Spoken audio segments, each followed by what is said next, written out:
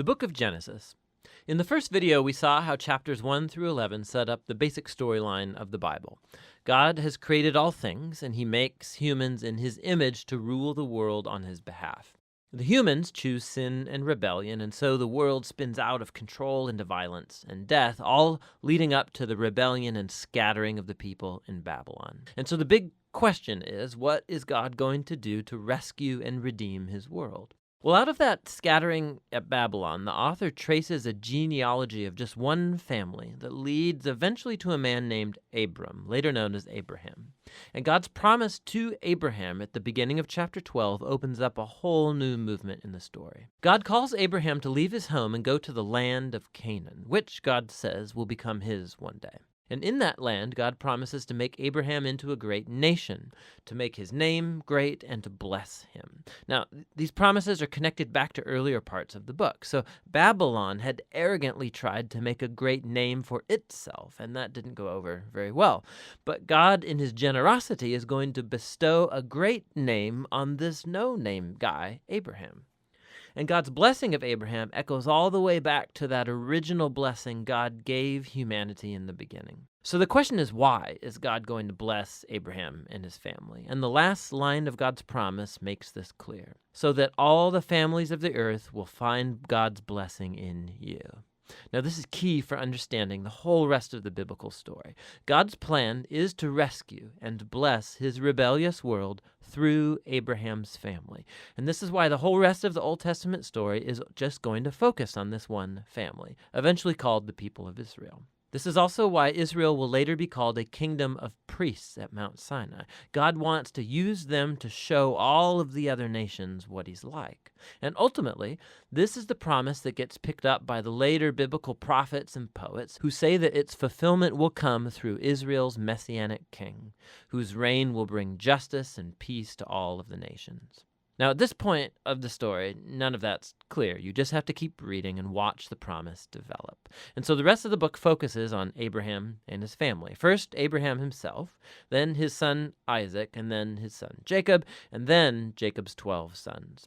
And the stories about each generation, they're united by two main themes. So first, each generation of Abraham's family is marked by repeated failure. They just keep making really bad decisions that mess up their lives and that put God's promise in jeopardy. However, God remains faithful to them. He keeps rescuing them from themselves and reaffirming his commitment to bless them and bless the nations through them despite their failings. So the Abraham stories. God had promised Abraham a huge family, but on two different occasions, he's afraid for his life because other men are attracted to his wife, and so he denies that he's even married to her, which creates, of course, all of these problems. And not only that, Abraham and his wife Sarah, they can't have children, and so Sarah arranges for Abraham to sleep with one of their servant girls, which also creates all of these problems in the family. But each time, God bails Abraham out. And in chapters 15 and 17, God even formalizes his promise to Abraham with an official commitment called a covenant.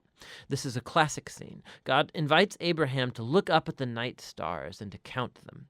And he says, that's how numerous your family's going to be. And despite all of the odds, having no kids and no way to have any at the moment, Abraham looks up in the sky and simply trusts God's promise. And God responds by entering into a covenant with Abraham, promising that he will become a father of many nations, that God's blessing may come to the whole world.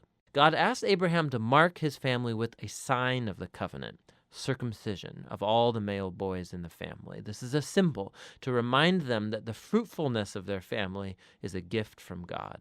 And so Abraham has lots of kids eventually, and he dies at a good old age. Now, the Jacob stories play out these themes even more dramatically. From birth, Jacob lives up to the meaning of his name, which is deceiver. He cheats his brother Esau out of his inheritance and blessing, and he does it by deceiving his old blind father, no less, and then he just takes off. He goes on to take 4 wives, even though he really only loves one, Rachel, and this creates all of these rivalries in the family. The only thing that humbles Jacob is being deceived by his uncle Laban, who cheats him out of years of his life. The tables have finally turned. And so it's a humbled Jacob that returns to his homeland. And in a very strange story, Jacob ends up wrestling with God as he demands that God bless him. Some things never really change, do they? However, God honors his determination, and he passes Abraham's blessing on to him. And he renames Jacob as Israel, which means wrestles with God.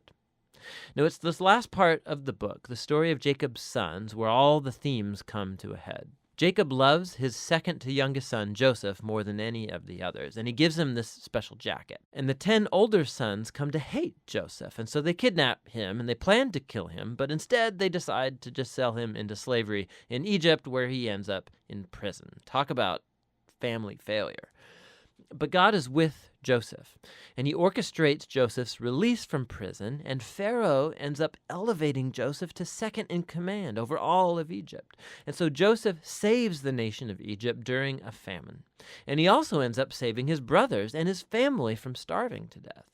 And so once again, we can see the folly and the sin of Abraham's family is met with God's faithfulness, who subverts even the evil of the brothers into an occasion to save life. And this is actually what Joseph says right near the end of the book. He says to his brothers, "You all planned this for evil, but God planned it for good, to save many lives."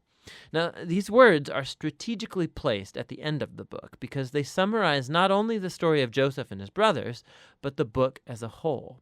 From Genesis 3 onward, humans keep acting selfishly and doing evil, but this God is not going to leave his world to its own devices. He remains faithful and determined to bless people despite their failures.